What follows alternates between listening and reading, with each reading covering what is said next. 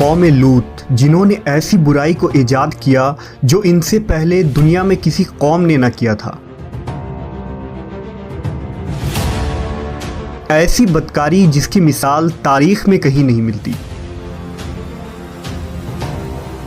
اس قوم نے ایسا کیا کام کیا تھا اور ان کا کیا انجام ہوا؟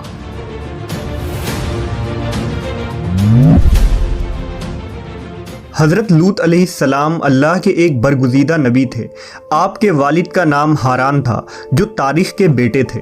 آپ کی پیدائش عراق کے قدیم شہر اور میں ہوئی تھی۔ اس شہر میں ابراہیم علیہ السلام کا مسکن تھا۔ دراصل لوط علیہ السلام کے والد ہاران حضرت ابراہیم کے سگے بھائی تھے، یعنی حضرت لوط علیہ السلام حضرت ابراہیم کے بھتیجے تھے۔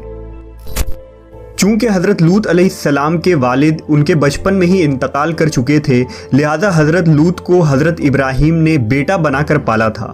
آپ حضرت ابراہیم پر سب سے پہلے ایمان لانے والوں میں شامل ہیں۔ آپ حضرت ابراہیم کے زمانے میں اہل سدوم کی رہنمائی کے لیے نبوت کے منصب پر فائز ہوئے۔ حضرت لوط کے بہت سارے معجزات ہیں۔ آپ جس وقت بارش کے لیے دعا کرتے تھے تو آسمان بادلوں سے بھر جاتا اور خوب بارش ہوتی تھی۔ حضرت لوط جس پتھر پر سر رکھ کر سوتے، اس پتھر پر آپ کے سر مبارک کا نشان بن جاتا تھا۔ سدوم وہ علاقہ تھا جہاں لوط علیہ السلام مبعوث فرمائے گئے۔ سدوم کے آس پاس 5 نہایت ہی خوبصورت شہر آباد تھے، جن میں سے ہر ایک کی آبادی 1,00,000 نفوس سے زیادہ ہی تھی۔ یہ علاقے نہایت ہی سرسبز و شاداب اور قدرت کی فیاضی کا حسین شاہکار تھا۔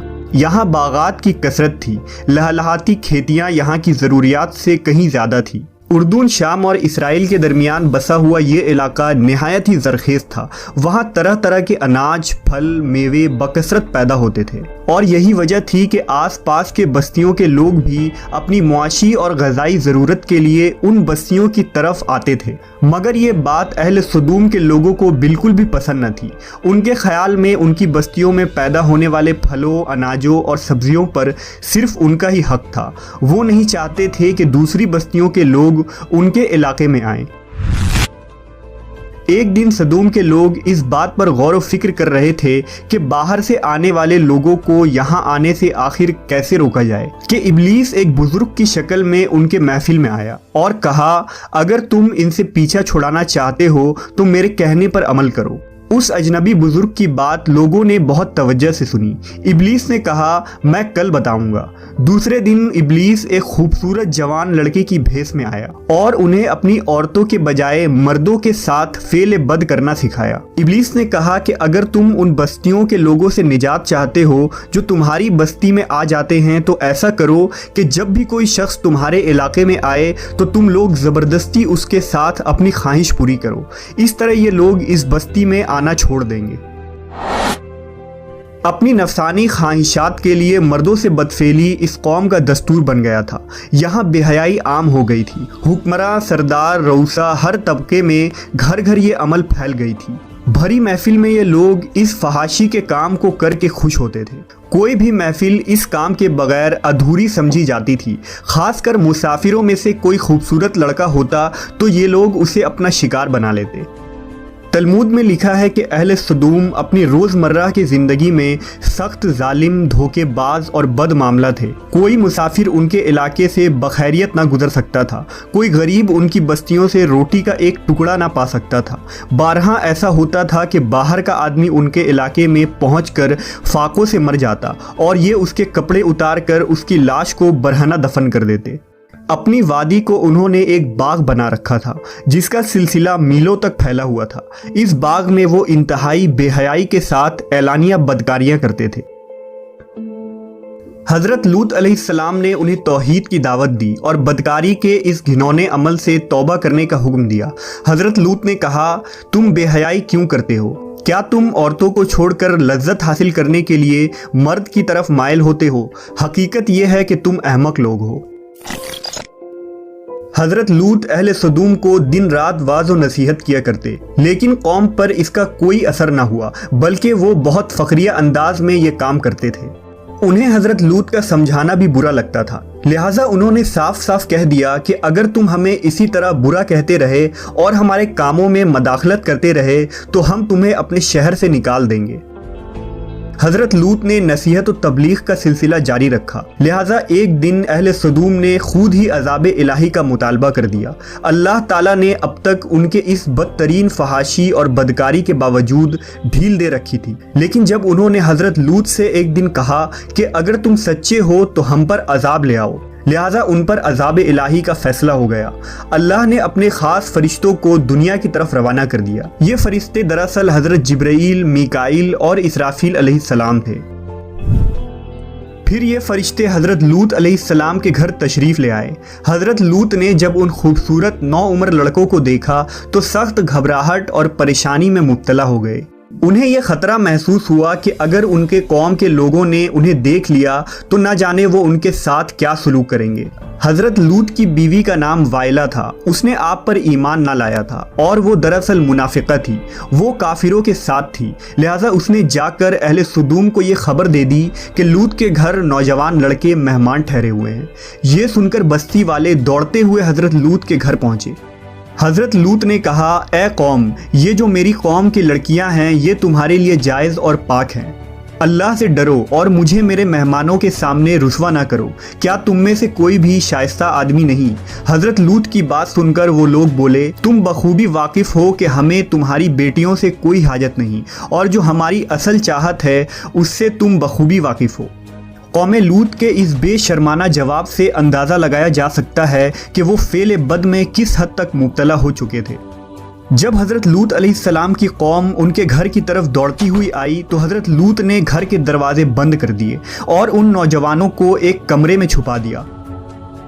اس بدکار لوگوں نے آپ کے گھر کا گھیراؤ کیا ہوا تھا اور ان میں سے کچھ گھر کے دیوار پر بھی چڑھنے کی کوشش کر رہے تھے۔ حضرت لوط اپنے مہمانوں کی عزت کے خیال سے بہت زیادہ گھبرائے ہوئے تھے۔ فرشتے یہ سب منظر دیکھ رہے تھے۔ جب انہوں نے حضرت لوط علیہ السلام کی بے بسی اور پریشانی کا یہ عالم دیکھا تو حقیقت سے پردہ اٹھاتے ہوئے یوں فرمایا، اے لوط، ہم تمہارے رب کے بھیجے ہوئے فرشتے ہیں، یہ لوگ ہرگز تم تک نہیں پہنچ سکیں گے۔ ابھی کچھ رات باقی ہے تو اپنے گھر والوں کو لے کر چل دو اور تم میں سے کوئی شخص پیچھے مڑ کر نہ دیکھے۔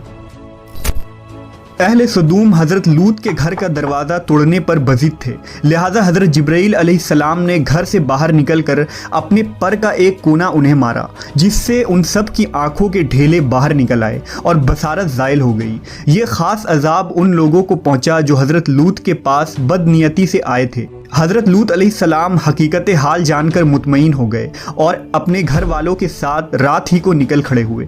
بیوی بھی ان کے ساتھ تھی، لیکن کچھ دور جا کر وہ واپس اپنے قوم کی طرف پلٹ گئی اور قوم کے ساتھ جہنم رسید ہو گئی۔ صبح کا آغاز ہوا تو اللہ کے حکم سے حضرت جبرائیل نے بستی کو اپنے پر سے اکھاڑ دیا اور پھر اپنے بازو پر رکھ کر آسمان پر چڑھ گئے، یہاں تک کہ آسمان والوں نے بستی کے کتے کے بھونکنے اور مرغوں کے بولنے کی آوازیں سنی۔ پھر اس بستی کو زمین پر دے مارا، جس کے بعد ان پر پتھروں کی بارش ہوئی۔ ہر پتھر پر مرنے والوں کا نام لکھا ہوا تھا۔ جب یہ پتھر ان کو لگتے تو سر پاش پاش ہو جاتے۔ صبح سویرے شروع ہونے والا یہ عذاب اشراق تک پوری بستی کو نیست و نابود کر چکا تھا۔ قوم لوط کی ان خوبصورت بستیوں کو اللہ نے ایک انتہائی بدبودار اور سیاہ جھیل میں تبدیل کر دیا، جس کے پانی سے رہتی دنیا تک کوئی فائدہ نہیں اٹھایا جا سکتا۔ سمندر کے اس خاص حصے میں کوئی جاندار، مچھلی، میڈک وغیرہ زندہ نہیں رہ سکتے، اس لیے اسے ڈیڈ سی یعنی بحر مردار کہا جاتا ہے، جو اسرائیل اور اردن کے درمیان واقع ہے۔ ماہرین آثار نے 10 سالوں کی تحقیق و جستجو کے بعد اس تباہ شدہ شہر کو دریافت کیا تھا۔ تحقیقات سے پتہ چلا تھا کہ اس شہر میں زندگی بالکل ختم ہو چکی ہے۔ اس شہر کے راستے اور کھنڈرات کو دیکھ کر آرکیولوجسٹ نے یہ اندازہ لگایا کہ جب یہ شہر تباہ ہوا تو اس وقت لوگ روزمرہ کے معمولات کے کاموں میں مشغول تھے اور یہاں زندگی اچانک ختم ہو گئی تھی۔ اہل سدوم جنہیں پتھر بنا دیا گیا تھا، ان کے بت ابھی تک بحر مردار کے پاس موجود ہیں، جو تا قیامت لوگوں کے لیے ایک عبرت ہے۔ آج یورپی ممالک میں انسانی آزادی کے نام پر اس بدکاری کی اجازت دی جاتی ہے اور اس فحش عمل کو فخر سمجھا جاتا ہے، مگر حقیقت یہ ہے کہ ہم جنس پرستی بالکل فطرت کے خلاف ہے، جس سے انسانی معاشرہ تباہ و برباد ہو جاتا ہے۔ روایتوں کے مطابق ایک مرتبہ حضرت سلیمان علیہ السلام نے شیطان سے پوچھا کہ اللہ کے نزدیک سب سے بدترین عمل کیا ہے؟ ابلیس بولا، جب مرد مرد سے بدفعلی کرے اور عورت عورت سے خواہش پوری کرے۔ حضرت ابن عباس سے روایت ہے کہ رسول اللہ صلی اللہ علیہ وسلم نے فرمایا کہ اس شخص پر اللہ پاک کی لعنت ہو جو قوم لوط والا عمل کرے۔